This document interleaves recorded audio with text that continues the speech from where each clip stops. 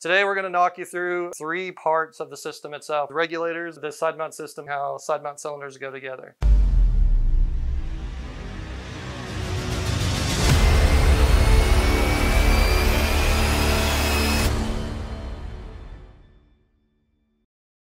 Hi, I'm Ori Braun at Halcyon Manufacturing. I'm the sales manager for them, have been for about 7 years now.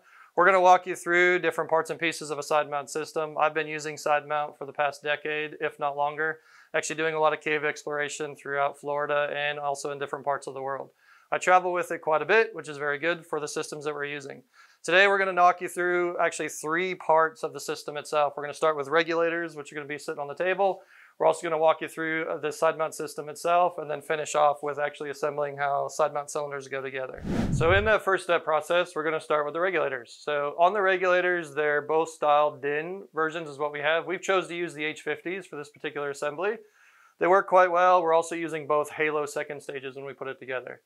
The hose lengths we chose for this video, you'll see, is going to be a 40-inch backup rake hose, generally 32.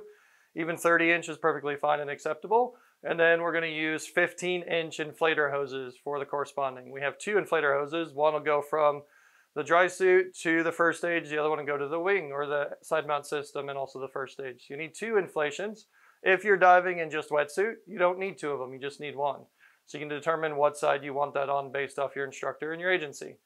Then finally, we go into a 7-foot hose that wraps all the way around us. We use that on the primarily right side because it's right side dominant for dealing with the safety side for diving. So we hand that off in a safety scenario, always with the right hand. Finally, we're going to finish it off with two high pressure hoses. So the hose lengths we use there are going to be 9 inches when we get done using it. These are called lollipops, an acronym that's used in a lot of different fields. So it's going to be a lollipop gauge with a small little pressure gauge on it. The H50 first stage is the one we're going to start with. Simple enough. I kind of have this set up in a configuration already. The first stage will be sitting here that we'll apply the hoses to. With the H50s, I like using these for the environmentally sealed aspect, especially going through cave exploration. We're crawling through a lot of different sediment and silt as we need to explore further and further. So we can get a lot of silt into these if we're not careful with it. H75s work just as well, but I choose the environmentally sealed ones for that purpose. So we're going to go in and we're going to start with the inflator hose. Most of the time on a inflator, when it comes to actually using the side mount versions of these, we're going to drop these straight down. So we're going to have an inflator coming straight off the cylinder itself, playing into place. So the inflator hose will come straight down. We also have what's called the 7-foot hose as we start using it as well, and then the high pressure hose when we look at that one too. So in different configurations, you can have this set up in different areas when we start looking at it. Generally, the high pressure hose for us can either sit backwards or it can sit forwards. In our case, we're actually going to have the high pressure hose and the 7-foot hose running the same direction. And because we're limited on the ports on this particular first stage, we're going to have the inflator hose for this first stage actually running up where we need to it. And there's a reason behind that when we start looking at the different configurations for these. So for this particular instance, we're going to run short hose, so our inflator hose will run off to the bottom. These screw into place, nice and easy, nice and controlled. And then what we have is the Halcyon multi-tool that's actually cut to fit our hoses. We can come in and actually lock these down. Doesn't have to be overly tight, just snug. The dive shop and also the facility can help you assemble all these and do a bench test on these as well when they're all said and done. Same thing with the high pressure hose. We come in, assemble the high pressure hose the same way. Screws into place. Different size wrench for this one that's still on the multi-tool. We can come in and lock this down easy, okay? O-ring seal helps out with a lot of those components. Then we're gonna move to our backup rake hose. So this is gonna come up over our head when we start using it a little bit more. So this is why we're actually assembling this to the top portion of this particular first stage. We have another port here that we need, but we don't want it to run down and then have to twist back up. As the side mount system is in place, we have everything locked in. This would actually have to travel down and up to get around our head. So we'll run it to the top so it comes over nice and easy when we start using it. So once we tighten and secure that hose down itself, we can lock it into place the same way. And then we're going to move on to assembling the components to go onto each one of these hoses. So high pressure hose, when we start looking at it, we have our high pressure hose and our high pressure SPG gauge, which in this case is a smaller stage gauge with a spool already in place. Good practice when dealing anytime with spools is making sure you're using a crystal lube to be able to lube up the O-rings before they get put into place. We're going to drop this into the hose first because there's a little bit less distance to travel there. And then we're going to screw the high pressure hose or high pressure gauge right on top of it. Nice and simple, bottoms out, so it secures that spool in place. And then we come in again with our multi-tool, and just little snug is all it needs to be. We still have a good O-ring seal when we start looking at it. So now when we look at the configuration, when it sits onto the face of the cylinder, which we'll show you in a little bit, these hoses are running straight down. This one's going to come in, connect to an inflator, whether it's the dry suit or the side mount system itself. And then this top hose is going to be your backup reg hose.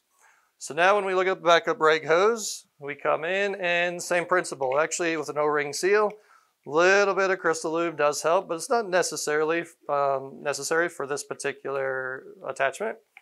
So we come in, tighten this up. Nice and controlled, nice and easy, and then we're going to just button that down slightly. So that does almost a complete setup on that one first stage. This first stage would actually be riding on my left side for the cylinder. The last component you'll see that you can come in and do is, because it's a backup reg going around the neck, you can come in and do a bungee loop around the neck or around the second stage itself where the mouthpiece sits. Generally, we like to have one zip tie on the mouthpiece, always holding it tight to the housing, and then a secondary zip tie with knotted bungee so it doesn't come off and slide off at all when we pull on it, is locking down the neckless bungee itself.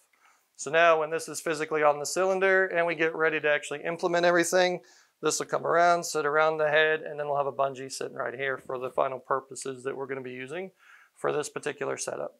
Okay. So now we're going to move into the second setup, which is going to be onto the right side of the cylinder the same way.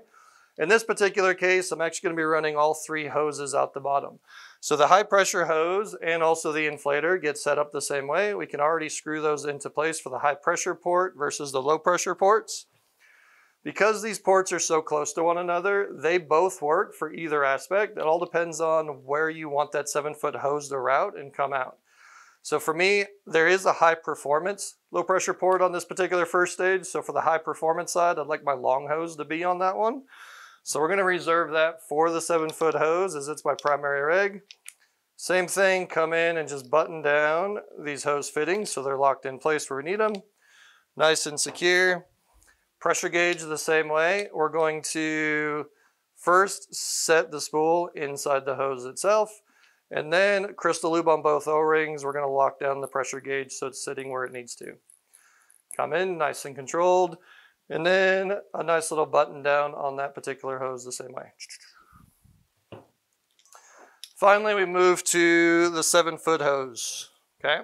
On the 7-foot hose, of course, you got a little bit of extra length on this particular hose, but if we're having to share it, we can have that for the hose itself, especially if we're in an overhead environment or diving with a nice little underwater cave or wreck exploration team. We want to make sure that we have enough hose to be able to do single file.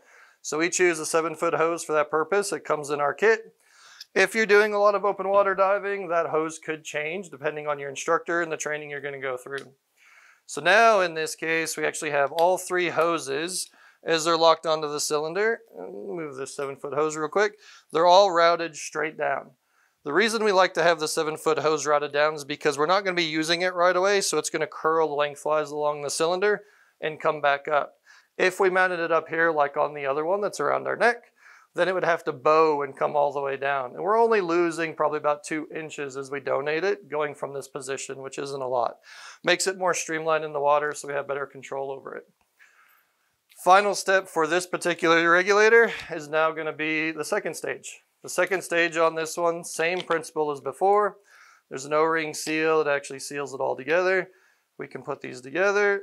Remember, taking these through a bench test with your dealer or reg technician is going to be ideal once they're all set up to make sure you're getting fine-tuned breathing before you take these out on your next open water adventure.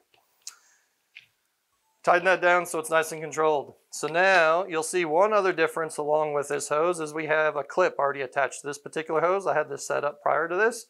There's a knot tying video you can watch to be able to put clips on. But this is generally a hand's width away, so I can get a good grip. When I'm having to take this out to switch, I can clip this off and get rid of it if I need to. Otherwise, this just hangs out here, and we don't necessarily like that. We like to have it secure and clipped off. So having one clip on this side versus the bungee that was on the other is important. So this goes through both setups of how to assemble a regulator set using with side mount. One of many variations that are out there. Hopefully you found this useful. We're going to move to the second step process, which is now the side mount system. So now we're going to go through the step 2 process of putting together the whole side mount system itself. Here we're going to start talking about the actual wing and bladder when we start looking at it. So it's just simple when we start putting it together for the pieces. Here we have, in this case, the zero gravity side mount system. On the very front of this system, it's going to get adjusted to you. Your instructor is going to help with that. We do have on our systems an inflator for the corrugated hose that can be moved from side to side if you want to have it running on the other side. And then we also have bungees that are adjustable as well, so you can adjust for the cylinders. And that will come into play when you get in the water with the system. When we start looking at these systems, the question always comes up, what about weight? Well, we have what's called a spine weight pouch that's designed for the zero gravity. It actually weaves along these hooks to the inside and allows you to put weight right behind you on your spine. Generally, you never feel it. It's actually super comfortable. I dive with up to about 8 to 10 pounds in mine, depending on where I'm going and what cylinders and configuration I'm actually using. So the weight pouch can also be put into the system. And then we move to the back. On the very back side of this, we got the rigid, very top portion of the zero gravity system. And then we got the rails on the back. So these rails are generally used for the cylinders is what they clip onto. The D-rings on the side are for accessories if we want to carry them. But these are going to be used for the actual cylinders that we'll talk about. And then we talked about as far as carrying extra equipment with us. And that's where now the exploration pouch comes in with some double enders. And we clip that exploration pouch right to the back of the system. It hangs low, and now we have easy access to get to what we need to behind us. So very simple when it comes to setting this up entirely. Sizing and adjustments are all going to happen in the water, so there is no detail for that currently at this stage. But a lot of that can be done by your agency or your instructor that's teaching you the program. All right, very good. Now that we got parts 1 and 2 finalized, we're going to go into part 3, which is now talking about the cylinders in themselves. As I mentioned, cylinders can be done many different ways. Ultimately, different size cylinders may have different setups for them. Ideally, we're looking at with the stage kit that we have for the side mount stage kit. You got the clips, the string to be able to, the lanyards to hold those clips into place. Bungees or straps to be able to hold the bands or the hoses in place as well when we're using it. And then finally the tank bands or the cylinder bands. That's going to be able to lock everything in that we need. These bands come already set up and already configured. All we have to do is actually slide those onto the cylinder itself. In doing that, we have them loosened up a little bit to show this very easily. And then it's a matter of placement. So this is where your instructor and also your agency can come in and dictate where you're going to have these positioned at. This big portion of it, when we look at the cylinder itself, valve should stay to the outside. So if this is on my side, I kind of want this to the inside so it's protected, not hit anything. And then I'll run a clip onto this side as well to be able to lock it into place. Then the final piece of that is going to be the second clip that we have for the stainless steel clip. We'll go over the top of the valve as we start positioning it where it needs to be. On this other cylinder, we have this one kind of rigged up already to where we needed it to show you what these components look like. This can get adjusted. This can be adjusted depending on your instructor and your agency as we start going through the components. Generally, we like to have, if the valves are facing us, a lot of us dive it that way, so the valves are protected and the first stages are protected. The cylinder then would clip to our side and clip to our side, and then everything is protected next to us. So here we have this placement able to be free and moved if we need to adjust the cylinder for any reason. This is the placement that usually gets fixed and stays where it needs to be. The only other component out of these sections that you're going to be looking at is going to be the bands. So the bands is what's going to be holding the 7-foot hose into place. Those bands can get positioned and adjusted over the cylinders wherever you need them. Generally, we do a top band, and then we also do a bottom rubber band. That way, if we're pulling on the hose, it's not rolling up the band on us, and it catches towards the bottom of that clamp. So very easy to set these together, put them together. You can run these cylinders with the valves pointed down if you want, or up. In this case, they're configured with them actually pointed up. Thank you guys so much for watching. We appreciate your time and energy. I know going through the 3-step process, you guys got a lot of value out of it. By all means, if you have any questions, you can hit questions down below in the video itself. We'll be glad to answer them. Feel free to subscribe if you're not already a subscriber to YouTube itself. And there's also a lot more videos to watch along the way if you need to. Also, like us on Facebook, Instagram, share your experiences along with us as well. We appreciate everything you guys are doing. Thank you for everything you guys do as well. Enjoy diving, keep diving, and we'll see you soon.